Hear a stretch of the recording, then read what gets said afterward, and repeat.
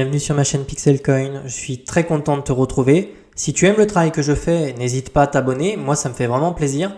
Tu peux aussi me rejoindre quotidiennement sur Twitter. Je te partage de nombreuses analyses techniques. Je te mets tous les liens dans la description. Bonjour à tous pour ce petit brief du 16 février, très content de vous retrouver. J'en profite de suite pour remercier les nouveaux abonnés, ça me fait plaisir. Vous êtes nombreux à me rejoindre sur Twitter et sur YouTube, donc vous êtes les bienvenus sur ma chaîne. Aujourd'hui on va parler de Bitcoin, on va faire l'analyse en H4 pour regarder un petit peu ce qui se passe sur des petites UT, mais globalement j'ai aussi envie de vous parler un petit peu de ce qui se passe sur la cyclicité, bien que je l'ai déjà abordé dans la vidéo d'il y a 2 jours. Je trouve intéressant d'en reparler aujourd'hui parce que les choses bougent sur les alts et c'est important pour moi de vous en parler parce que j'ai un scénario extrêmement cynique en tête qui est pour moi probablement le scénario que je vais privilégier dans les semaines et les mois à venir. Alors il est cynique à plus d'un titre parce qu'il va prendre un peu de cours, je dirais beaucoup de traders. On va rentrer dessus si vous voulez faire des cauchemars. Voilà ce que j'ai en fait actuellement sur les différentes UT. Ici en fait j'ai on en a déjà parlé mais je vais en reparler aujourd'hui. On a cette divergence en fait baissière sur Bitcoin, on a cette divergence baissière sur MACD. On a le cours qui fait des plus hauts, on rentre en zone de rechargement. Ici, hop, je vais les tracer, mais on a des résistances majeures à passer. Donc on a les 60 000 $ qui seront à un niveau clé. On est en train de travailler celle-ci. On est en train de travailler cette résistance-là, autour des 51 000, 52 000 $. Je ne crois pas un instant qu'on fasse un nouveau sommet de suite. Pas avec des divergences comme ça. Les divergences, c'est simple. En fait, ça veut dire que vous avez des institutions, des whales, etc. qui prennent des profits.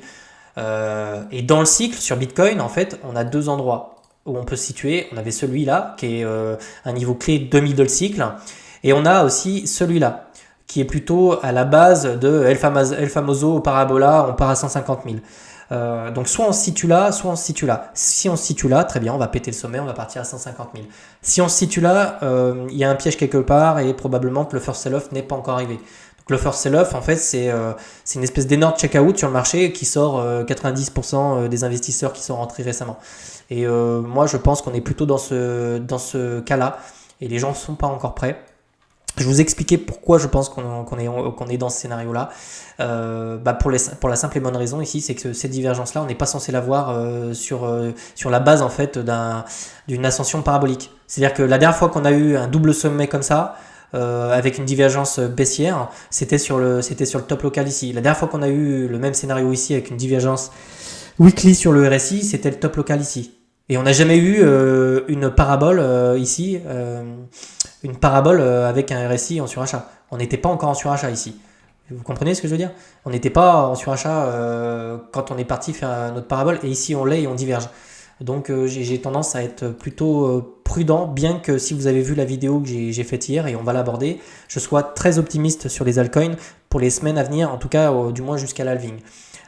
Donc le scénario cynique que j'ai en tête simplement, c'est une consolidation entre ces deux bornes, entre 57 000 et 50 000. Voilà, on vient faire quelque chose comme ça. Et puis pendant cette consolidation sur Bitcoin, alt season sur les alts. On le voit en fait ici. On voit que Bitcoin, sur sa dominance, on voit qu'il commence à imprimer des... Hop, mon pinceau s'il vous plaît. On commence à imprimer des sommets descendants. Vous voyez, on voit qu'il a beaucoup plus de mal. Il a de plus en plus de mal à tenir ces sommets, alors que sur sa charte, il fait des creux, des sommets, des creux ascendants. Et c'est pas le cas sur sa dominance. Donc ça, c'est les premiers signes d'une éventuelle alt season, c'est-à-dire l'alt season, c'est simplement des capitaux qui passent de Bitcoin aux alt. Et dans ces cas-là, on a la dominance qui baisse, et les altcoins ici qui prennent de la valeur. La target sur les altcoins, c'est ça. Ici, pareil. Comme sur Ether, en fait, on est venu faire le pullback ici. On a breakout la pattern de retournement. On est revenu la tester et là, on est en train de tester en fait la zone d'extraction, en fait, la première zone de rejet. On l'a travaillé et on est en train de la casser. Si on a une accélération haussière comme ça et qu'on vient dans la zone de rechargement ici sur les alts, et qu'on commence à vraiment voir la dominance qui vient péter la neckline et qui retourne dans sa zone ici, probablement qu'ici vous aurez un Bitcoin qui consolide, voire qui commence à perdre son momentum. Cassez-vous ici. Je préfère vous le dire tout de suite. Pourquoi? Si vous avez des altcoins qui ont pris énormément de profit durant la période avril-mai, enfin on va dire mars, avril, mai, et qu'on se situe dans ces zones-là et qu'on a vraiment ce scénario-là avec un Bitcoin qui consolide, voire qui diverge, Alors les deux scénarios à venir, c'est ça, c'est les gens vont prendre, enfin les investisseurs, les grosses whales, etc. Elles vont TP leurs alts, ça c'est toujours vu dans tous les cycles en fait, et elles vont venir recharger du Bitcoin ici, parce que ce qui les intéresse, c'est pas d'acheter de la VAX, du DOT ou je sais pas quoi, c'est de recharger du Bitcoin pour le pousser en fait derrière à 100, 120 000, 150 000, 200 000 $. Donc le scénario, c'est alt season, elles vont TP leurs alts et elles vont venir recharger du Bitcoin ici. En fait, ça ferait sens, puisqu'ici on a toutes les liquidités à venir chercher. Ça ferait sens en fait avec la divergence qu'on a sur Bitcoin. Et auquel cas ici, on se dit rendez-vous à Noël ou fin d'année pour ensuite repartir rechercher la TH. Mais là, si on fait ça, je pense qu'on recte. Parce qu'en plus, ici, il faut vous dire que si on a de la saison, ici, vous allez avoir tous ces flux entrants. Tous ces gens-là vont rentrer dans le marché. Le marché ne leur fera pas de cadeau. Hein. C'est pour ça que je vous dis, si vous êtes dans ce cas-là et qu'on commence à garder cette vidéo sous le coude, si on a BTC qui consolide et qui diverge et qu'on a une all season, prenez des profits. Mettez-les en USDT et attendez. Parce que si on retourne ici, vous serez les rois du monde et vous allez pouvoir acheter du Bitcoin à 30 000 balles pour le revendre à 150 ou 200 000. Voilà pourquoi je suis prudent, surtout si on commence à voir ça.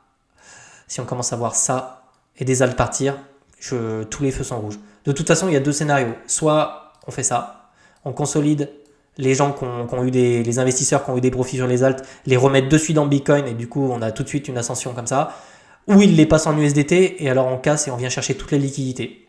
Je privilégie d'abord ce scénario-là. Voilà, d'abord ce scénario-là. Maintenant que je vous ai montré un petit peu le scénario cynique, parce que tout le monde à la halving va dire ouais yes on va partir sur la lune, tout ça, grosse euphorie ici parce que tout le monde va venir faire des ATH sur leurs altcoins et tout, allez on part à la cave, tout le monde à la poubelle, on n'en parle plus, au suivant. Ça c'est le scénario cynique que j'ai en tête, bien que ce soit de la spéculation, que je puisse me tromper et que aussi bien on va faire des sommets, tout ça, c'est mon avis. Je suis là depuis 2016 et je m'attendrais vraiment à un scénario de merde comme ça. Honnêtement, ça me surprendrait pas. Et puis les mecs comme ça, les institutions au passage, elles pourront recharger de l'Ether à 1800, 1500 balles. Ce sera parfait pour elles. Elles n'ont pas à l'acheter à 3000 ou 4000. Voilà, passons en 4 heures. On va regarder un petit peu ce qui se passe en 4 heures et puis ensuite la vidéo va s'arrêter. En 4 heures, c'est la même chose.